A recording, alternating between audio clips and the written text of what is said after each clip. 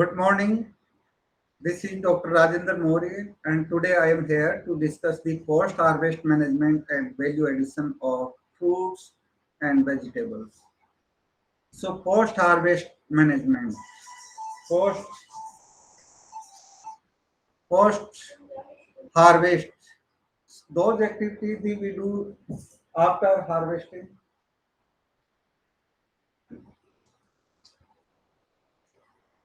So, actually, as you know, that India is the second largest producer of fruits and vegetables next to China. So we can say, based on these figures, we can say in terms of the production, we are in good position. But after harvesting, due to perishable nature of fruits and vegetables, or we can say the perishable nature of horticultural produce, it is hard to store for a long time. So that's why majority of what vegetables and fruits we lost during the post harvest handling, or we can say the after harvesting. So this is a big gap between the production and availability to consumers. So in this post harvest management, we have to discuss what should we do so we can reduce that gap and we can available the fruits and vegetables for our consumers. So in this we can do the various activities for post harvest management, and also the other option, value addition of fruits and vegetables. That is the conversion of the available fruits and vegetables in more available form. That is the value addition. So today we will discuss all these things.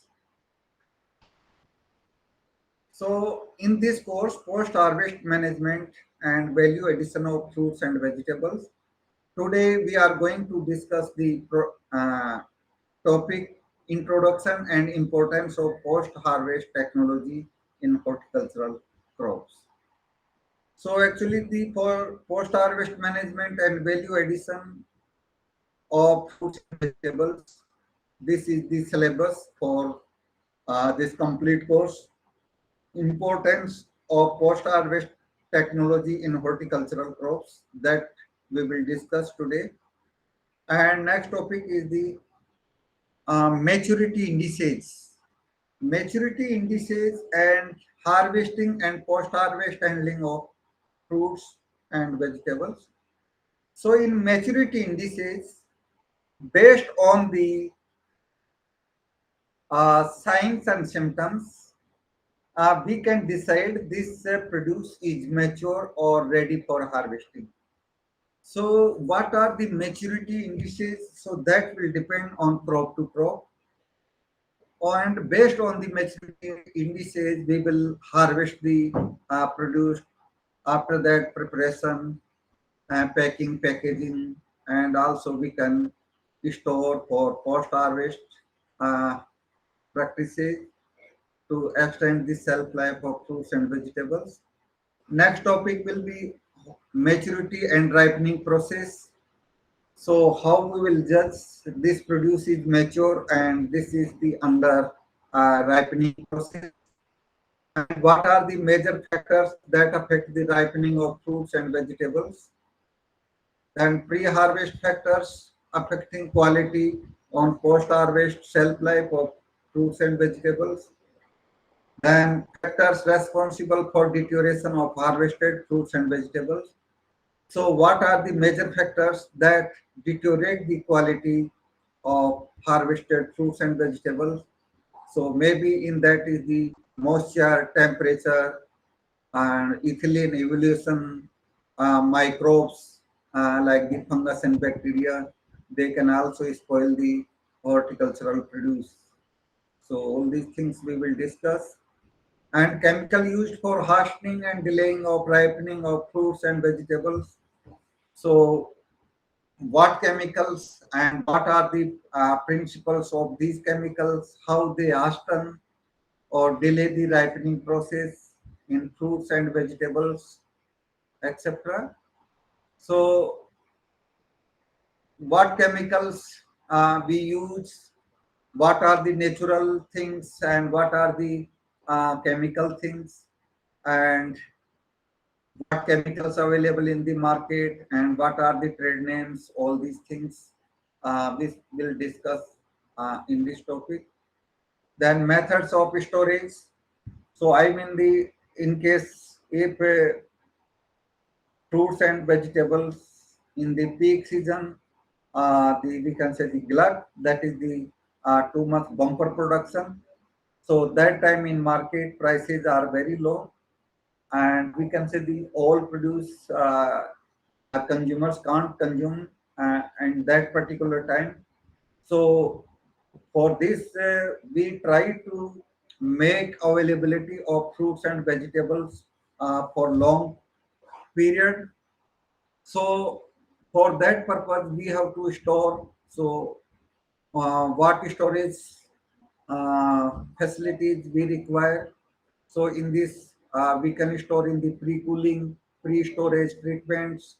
So what treatments we can do before the storage and pre-cooling, what temperature, what uh, things we can use for that, low temperature storage. So that also we can decide based on the nature of commodity.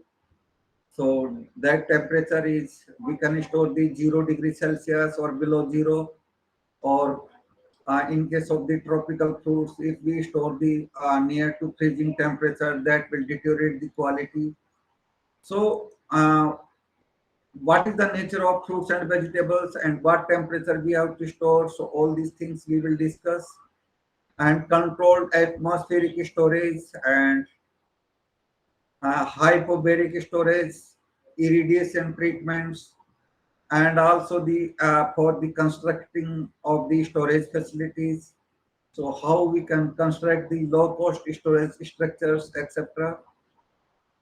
Then various methods of packing, packaging materials, various methods of packing, packaging materials, and transports, etc.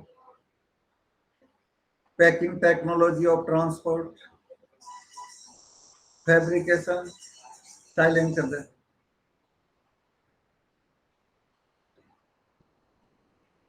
fabrication types of containers, cushioning materials, vacuum packing. So what materials we can use for packing and packaging, and vacuum, how we do the vacuum packing, what are the principles for vacuum packing, polyshrinks packaging, specific packing for mango, banana, grapes, quinoa, sweet orange, etc. So in case of the, these are the certain examples of fruits, and also the for temperate. So what materials we can use in case of the papaya is totally different, that is wrapped in equal papaya fruit. Then importance and scope of fruits and vegetable preservation in India.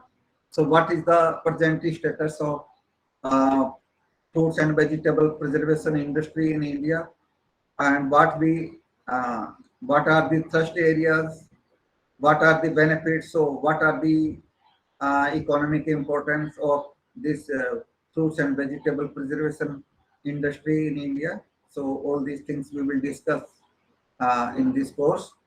Principles of food preservation. So what are the basic principles of food preservation? Like the sauce making, ketchup making, squash making, cordial making, pickling, etc. So in these, uh, we will discuss all these things. And unit layout. So I mean the, if we are setting up the fruit preservation industry, then what are the basic needs for that? So how we will do the layout of that industry, or we can say the fruits and vegetable preservation units. So those things we will discuss. And preparation of jams, jellies, marmalades, candies. So these value added products, how we will prepare, those things we will do. Then principles of food preparation of crystallized and glazed fruits, preserves, chutneys, pickles, ketchup, etc. Spoilage of canned products, biochemical, enzymatic, and microbial spoilage, etc. So during the storage conditions, how the canned products spoil and what biochemical reactions occurs in that. So normally the enzymes and microbes responsible for spoilage. So for that purpose, how we will inactivate the enzymes as well as the how we can prevent the microbes, so we can prevent the our product from the spoilage. Then preservatives, what chemical preservatives, what natural preservatives we can use in the fruits and vegetable preservation for making the different value added products. So all these things we will discuss. And colors permitted. So what are the edible colors, which colors we can use and which colors are prohibited in India. So all these things. And these are the couple of books, references books that cover the maximum syllabus of this course.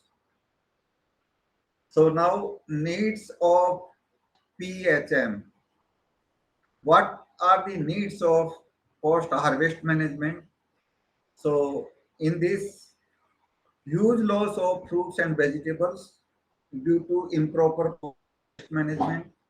So already I told you we are on second position in terms of the fruits and vegetables in the world. But after harvesting of fruits and vegetables is huge loss that is due to improper post harvest management practices. So how we can reduce this post harvest management loss in fruits and vegetables? Then post harvest losses results in big gap between production and availability. So production is too much, but availability is less. So huge loss and in between the production and availability chain. Then post harvest technology does not get adequate attention in India. So we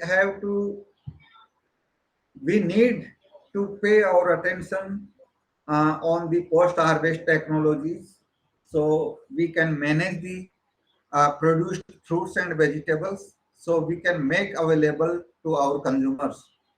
So this is the lacking area in horticulture sector.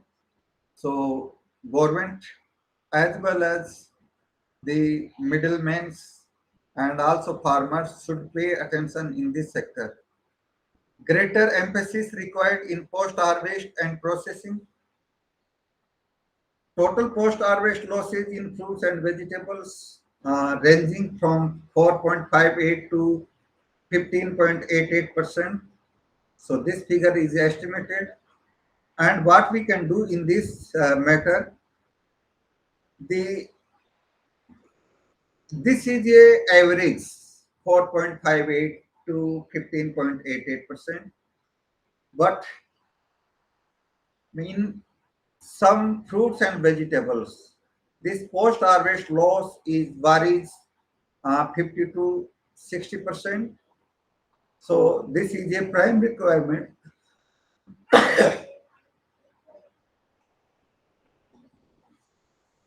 to reduce the loss of produced fruits and vegetables so we can make the available for our consumers. In India, less than 2% of total production of fruits and vegetables are processed. So in terms of the processing industry, is India is in bad uh, position, because still we have less than 2% of total produced fruits and vegetables processed in India. So for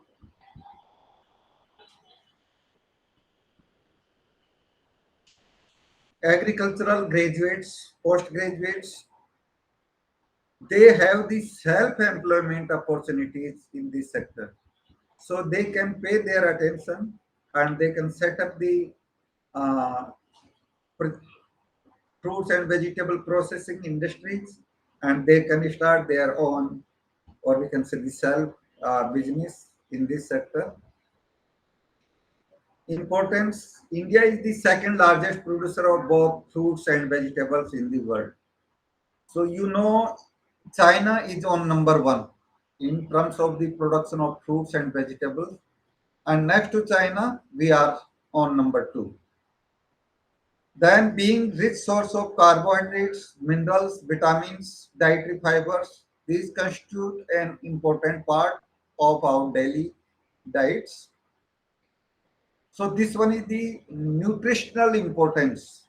So in terms of the nutritional value, fruits and vegetables are very good source of carbohydrates, minerals, and vitamins like vitamin A, B, C, etc., and dietary fibers. These constitute an important part of our daily diet. So these nutritional importance we will discuss in detail on next slides. So a considerable amount of fruits and vegetables produced in India is lost due to improper post-harvest operations, and as a result, there is a considerable gap between the gross production and net availability.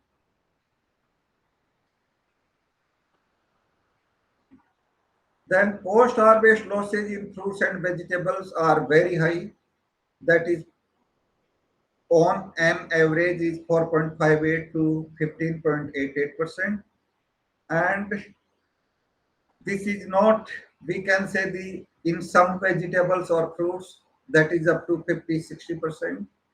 So this loss of post harvest losses we have to reduce,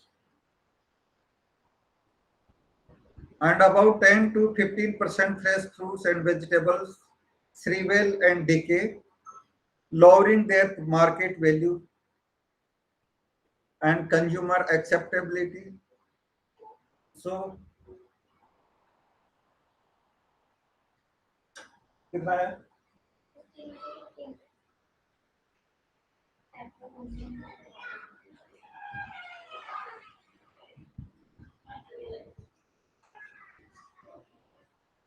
जैसे time क्या हो गया?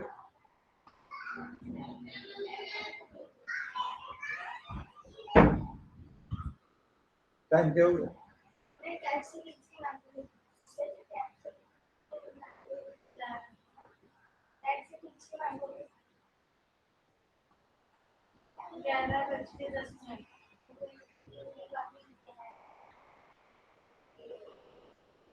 So sometimes due to respiration or transpiration, the fruits and vegetables shrivel, and due to microbes like fungus and bacteria, fruits and vegetables decay. So lowering their market value and consumer acceptability.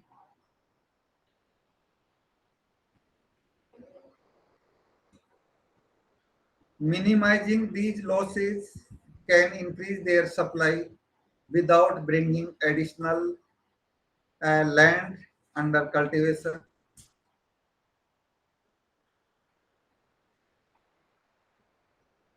Minimizing these losses can increase their supply without bringing additional land under cultivation.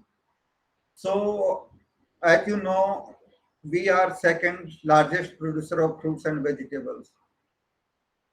It means if we will check the losses, post-harvest losses of these fruits and vegetables, Then we can supply the uh, fruits and vegetables, as well as we can make the available to consumers. So that is possible without bringing any additional land under cultivation. So from the existing land, we can make the available of fruits and vegetables. Then improper handling and storage cause physical damage due to tissue breakdowns. So that is the sometimes tissues break down that cause the physical damages, or mechanical losses includes like bruising, cracking, cuts, etc. So during the harvesting, sometimes bruising occurs, or maybe if fruits fall down on the ground, then we can notice the crackings, or maybe during the harvesting process, by mistake can get the cuts on the surface. So those are not in good forms. These are the mechanical losses of fruits and vegetables. And in terms of the microbial spoilage, that is due to infection of fungi and bacteria. So that spoil the fruits and vegetables. So we have to uh, prevent the infection of fungus and bacteria, so we can reduce the microbial spoilage of fruits and vegetables. Whereas physiological losses include changes in respiration, transpiration, pigments, organic acids, and flavors. So what happens in physiological process? Respiration. So you know the in the photosynthesis process, the plant manufacture the food materials, and that manufactured food material is stored in the plant parts, and that is utilized for the development of fruits and vegetables. So in opposite direction of photosynthesis, that is the respiration. So what happens in respiration? The breakdown of stored food material. So that is deteriorate the quality, or in terms of the transpiration, loss of water from the produce. So due to loss of water, heavy transpiration, that cause the shrinkage or shriveling of the fruits and vegetables, and also the pigments. So pigments are responsible for colors. So also the due to pigments or degradation of pigments, color changes, and also affect the organic acids present in the fruits and vegetables, and flavors. If that is the naturally ripened, have the very good flavors, and after the spoiling or rotting of fruits and vegetables, that can give the off smells. So in last slide, I discussed about the nutritional value of fruits and vegetables. So on this slide, we are going to discuss. So vitamin A. So in terms of the fruits, research source of vitamin A is mango, 4,800 international units per 100 gram. After that, papaya and various other fruits also good source of vitamin A. Or in terms of the vegetables, bathua leaf, that is the Chenopodium album, that is very good source of vitamin A. So around 11,300 international units per 100 gram of vitamin A content in Chenopodium album, that is bathua. Except that vitamin A also contained in pole crops, tomatoes, chilies, etc. Or in for vitamin B1, research source in fruits is cashew nut, or in vegetables is chilies. And vitamin B2, excellent source, highest source is the bell fruit, After that, the papaya and also various other fruits, even the dry fruits, etc. And vitamin D is also good source in vegetables, that is the fenugreek leaves. Vitamin C, that is ascorbic acid. So in fruits, maximum vitamin C content is found in the Barbados cherry, and amla is second largest vitamin C content fruit. So after Barbados cherry, amla, the guava, lime, lemon, oranges, and various other fruits contain the good amount of vitamin C. Or in terms of the vegetables, coriander leaves are good source of vitamin C. Or in carbohydrate for fruits, apricot dry. So apricot dry is good source of carbohydrate, except that banana, dates, and also more or less contains the almost in all fruits. And in terms of the vegetables, is tapioca. Tapioca is a very good source of carbohydrate. So in many countries, tapioca is a considered staple food. Then protein. For protein, cashew nut is the largest content of vitamin A. Proteins in cashew nut 21.2%. And in terms of the vegetables and agronomical crops, so we can say the pulses are good source of proteins. So in vegetables, pea 7.2 gram per 100 gram, except that the beans are also good source of proteins. Or for fat, walnut that contains 64.5% of fat. So walnut is very good source of fat. Or in vegetables is potato, that 11.8. Fiber, fruits very good source, it's fig, and in vegetables is potato. For calcium, that is the minerals. So in terms of the minerals, lychee is very good source of calcium, that is 0.21%. And in vegetables, agave 1130 milligram per 100 grams. And phosphorus, almond. In vegetables, amaranthus 800 milligram per 100 gram.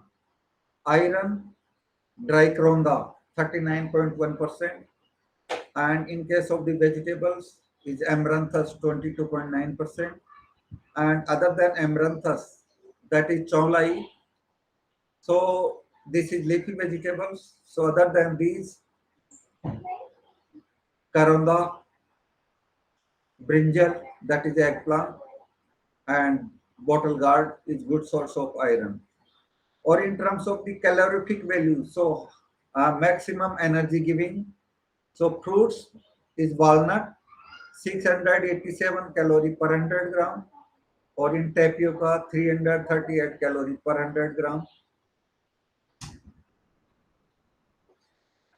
Then important sites of post-harvest losses in India. So we can see the maximum post-harvest loss occurs farmers field 15 to 20%, and during packaging 15 to 20%, transportation 30 to 40%, and marketing 30 to 40%. So we can say maximum post-harvest losses of fruits and vegetables occurs in during transportation and marketing. Or if we will get the information of post-harvest losses of fruits and vegetables, so in this table, harvest and post-harvest losses in percent fruits at national level. So you can see this. So here I would like to give one example of fruits, apple. So during harvesting losses 4.33%,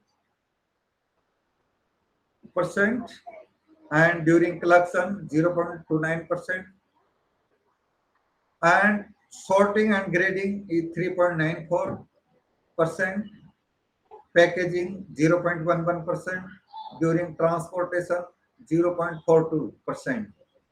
So we can say the overall operations during the operations post harvest losses of apple is 9.08%. Then second one, the storage of apple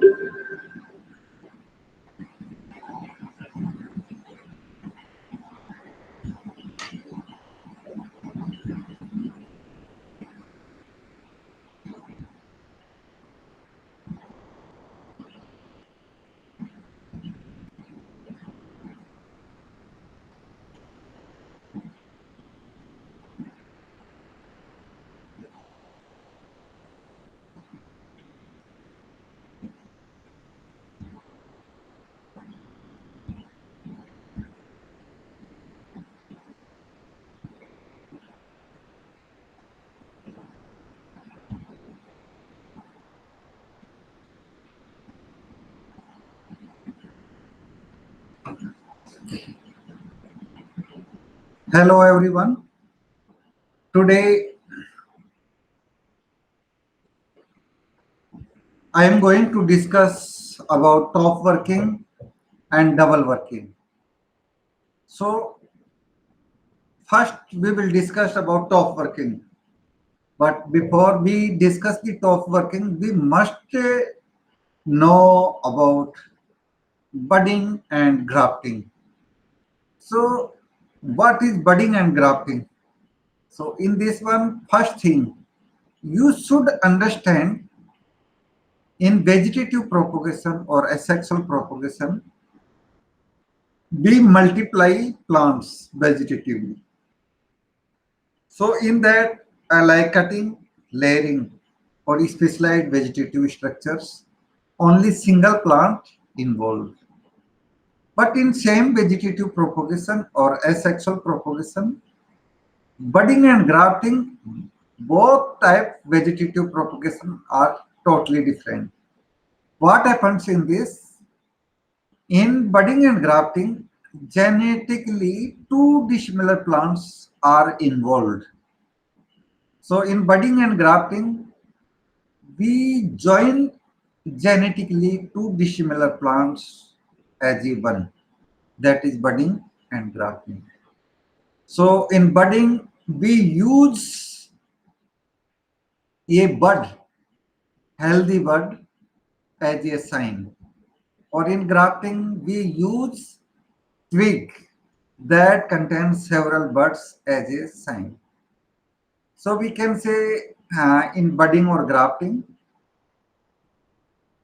just I told you genetically two dissimilar plants involved in that. So in that lower part that contains the root system, that is root stock.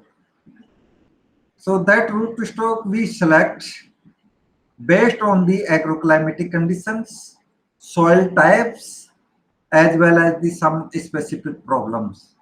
So maybe that objective we are selecting that root stock for nematode resistant, drought tolerant, or maybe salt tolerant, or maybe any resistant to insect pest or diseases, etc.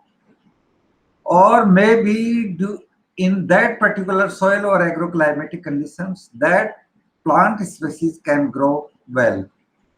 So above that we can do the grafting or budding, and we can join the genetically desirable plant or desirable genotype. So rootstock will work as to uptake the plant nutrients, or we can say the mineral nutrients, also absorb the moisture from the soil, and also for encourage, I mean the to provide the support plants to stable or keep plant in standing position. So okay, so now you know budding and grafting. So now we are coming on the main topic, top working. So what is top working?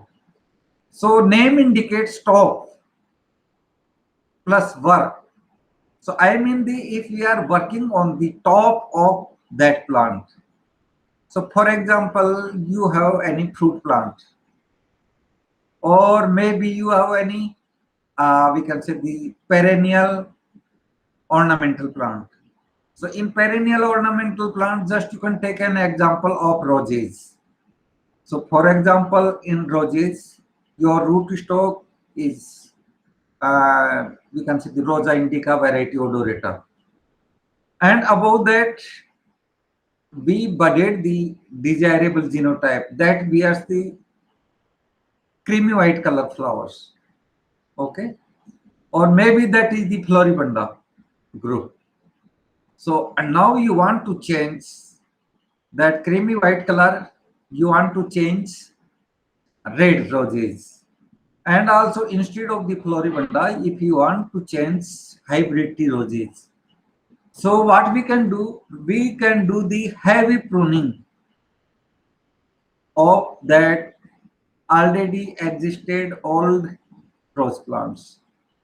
And after that, we will do the budding on the top of that rose plant with desirable genotype of hybrid tea roses that bears the red color flowers.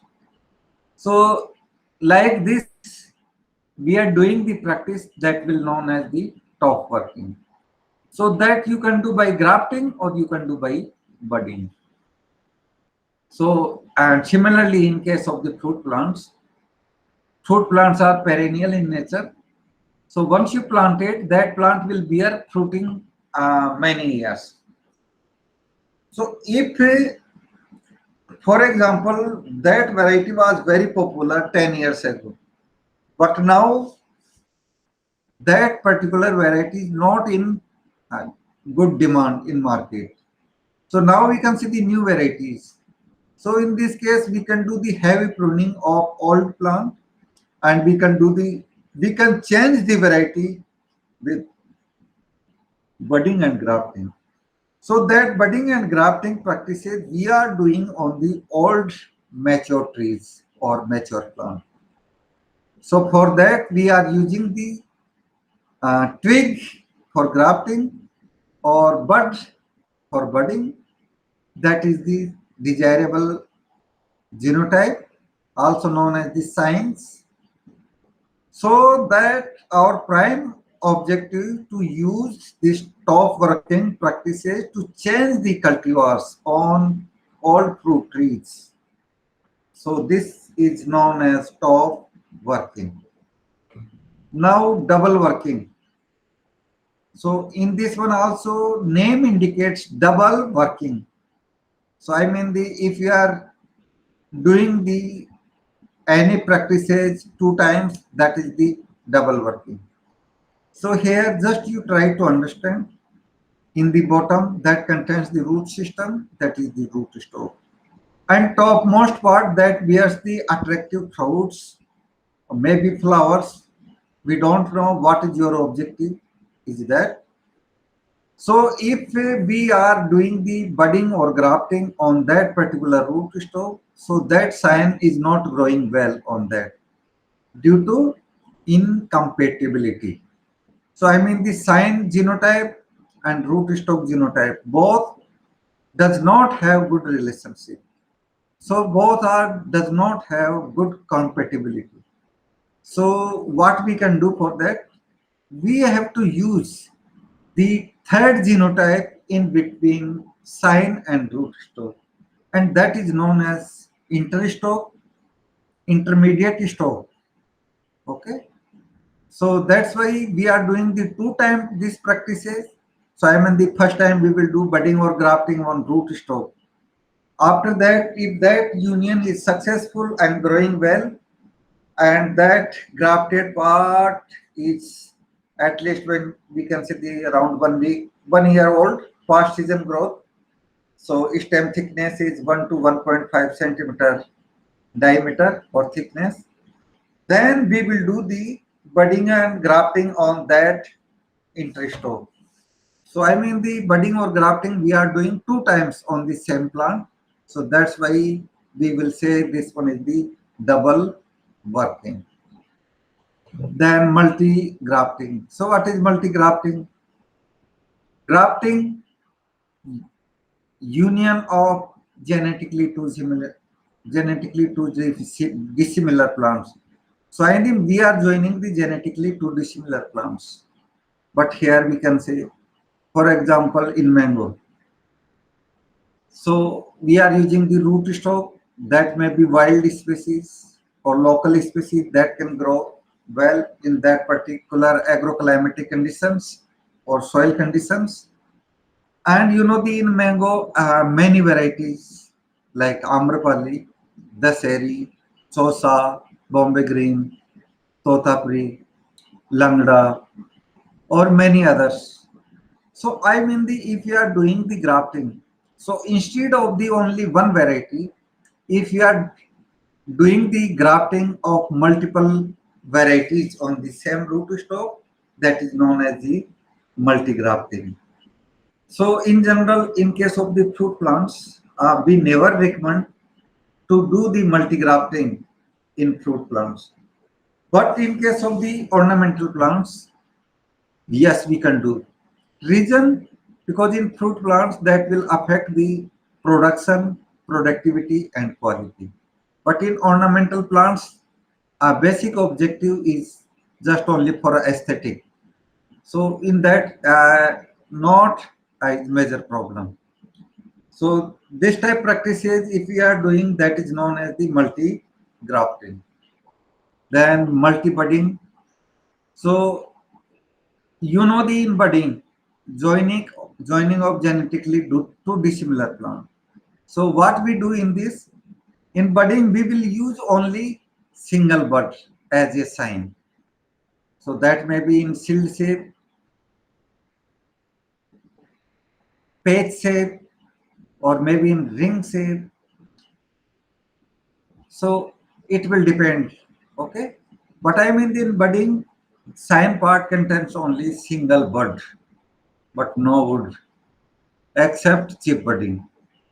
And in case of the grafting, as I said, we use the twigs that contains the more than one buds. So we can say the several buds. So similar like that in multi grafting, if we are doing the budding of different varieties on the same rootstock, that is multi budding. So same thing we can do in fruit plants as well as the ornamental plants. So just you can take an example of roses. So in roses, through commercial propagation method is the budding. And in roses, we use generally for North Indian conditions, rootstock is Rosa indica variety odorata. So, for example, in roses is multicolor flowers, white, creamish white, yellow, pale yellow, pink, red, golden yellow colors, all these things. And other than these, maybe Floribunda, Polyantha, hybrid tea, these. So I mean the on same root to stock, if we are doing the budding practices of many varieties, maybe that is the different colors. So I mean the on same plant we can enjoy the different flowers of same species. So I mean the on single plant of rose, you can pluck the pink flowers, you can pluck the yellow flowers, you can pluck the creamish white flowers, or red flowers, all these things. So this one is the multi-budding because we are doing the budding more than one times on same plant. So that's it. Thanks.